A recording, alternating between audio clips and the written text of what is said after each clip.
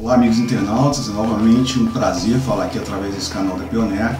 Nós vamos discutir um pouquinho sobre os cenários em relação à safra 17 e 18, seja no contexto nacional, seja no contexto internacional.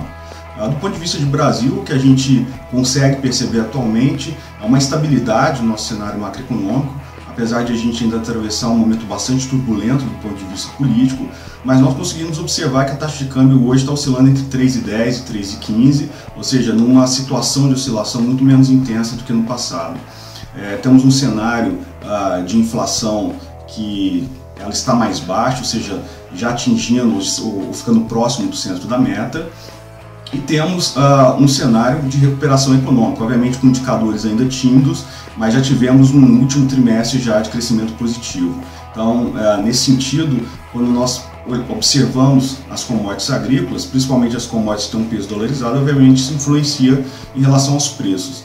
Então, no caso do preço da soja, nós estamos vendo hoje uma oscilação no mercado físico, com os preços da soja no mercado disponível oscilando entre R$ 60 a R$ 65, dependendo da praça. E no caso do milho, nós temos um preço no sul entre 20 e 22. Quando a gente vai para o centro-oeste, exemplo do Mato Grosso, nós estamos falando entre preços que vão de 13 a 15 reais a saca, ou seja, preços muito mais baixos do que foram praticados no ano passado. Então, sem dúvida nenhuma, nós temos um cenário muito diferente em relação ao preço do que foi na safra passada.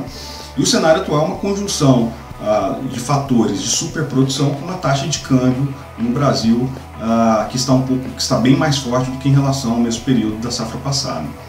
Bem, do ponto de vista de oferta, então nós temos agora o último número divulgado pelo USDA, nesse último 12 de setembro, uma safra de soja nos Estados Unidos em torno de 120 milhões de toneladas, no caso de milho, uma safra em torno de 360 milhões de toneladas, ou seja, nós temos um cenário de uma oferta global, sem dúvida nenhuma, bastante abundante.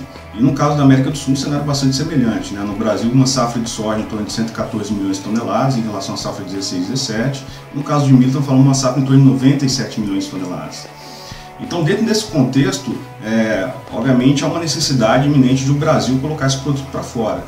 No caso da soja, nós estamos hoje com uma exportação em torno de 57 milhões de toneladas já, né? Ou seja, de janeiro a agosto, ou seja, um volume já bem superior em relação ao mesmo período do ano passado. No caso do milho, estamos falando em torno de 11 milhões de toneladas, um volume ainda menor do que no mesmo período da safra passada. Porém, os volumes exportados em agosto, tanto em julho quanto em agosto de milho, são volumes bastante surpreendentes. Bem, então, dentro desse cenário, o que a gente pode esperar para a safra 17 e 18? Então, está muito claro que a gente deve ter uma queda dos preços, uma queda na área plantada na safra de verão 17 e 18 no Brasil. E, obviamente, o mercado está tentando entender o que pode acontecer um pouco na safrinha. O que nós estamos acreditando dentro desse cenário? No caso específico do milho, possivelmente nós devemos ter um escoamento ainda bastante forte nos próximos meses, né? Ou seja, um escoamento ainda que deve se estender até fevereiro do próximo ano. Nós acreditamos, inclusive, em exportações recordes na safra 16 e 17, no caso do milho.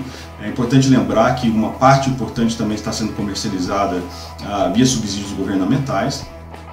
Então, possivelmente, o que vai acontecer nisso é que a gente deve ter, obviamente, um estoque maior do que na safra passada, mas talvez em níveis bem menores do que seria uma expectativa do mercado se não houvesse, obviamente, a saída da exportação nem a ajuda governamental.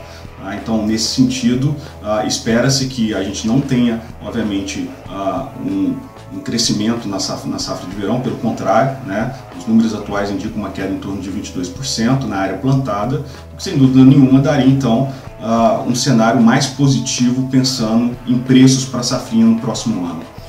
E quando a gente observa, obviamente, o cenário da soja, é importante até a gente lembrar que o produtor está com referência do preço do ano passado, né? Ou seja, quando a soja estava sendo praticada em torno de R$ 90.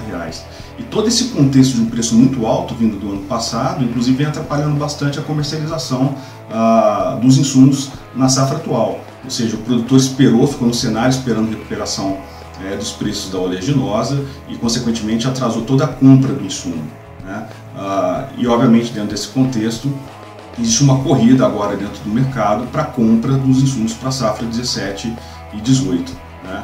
E não há, obviamente, dentro desse cenário, nenhuma perspectiva em relação ao aumento expressivo do ponto de vista do preço da soja. Porque o que se observa dentro do cenário atual são preços dentro de uma média histórica, em virtude de um cenário de oferta significativa nos Estados Unidos. E o que vinha fazendo com que o preço da soja se destacasse no mercado nacional é justamente a taxa de câmbio. Então, no cenário permanecendo entre 3,10 e 3,15, a gente não espera uma recuperação realmente significativa do ponto de vista do preço da oleaginosa, a não ser, obviamente, numa situação em que haja uma quebra de safra na América do Sul, né? As primeiras estimativas indicam estabilidade ou até uma pequena queda na produção de soja na safra 17/18. Isso ainda são números que ainda estão sendo contextualizados, mas obviamente a rentabilidade nos preços atuais, sem dúvida nenhuma, é muito diferente do cenário atual, sendo que na safra passada os preços praticados tanto para a soja quanto para o milho foram preços que saíram, sem dúvida nenhuma, da curva histórica. Então, dentro desse contexto, o produtor vai ter que buscar, sem dúvida nenhuma, o crescimento da produtividade para ter rentabilidades parecidas com o que nós tivemos na safra passada. Então, ficamos por aqui e torcemos para que todos tenham uma excelente safra na campanha 17/18. Um abraço a vocês.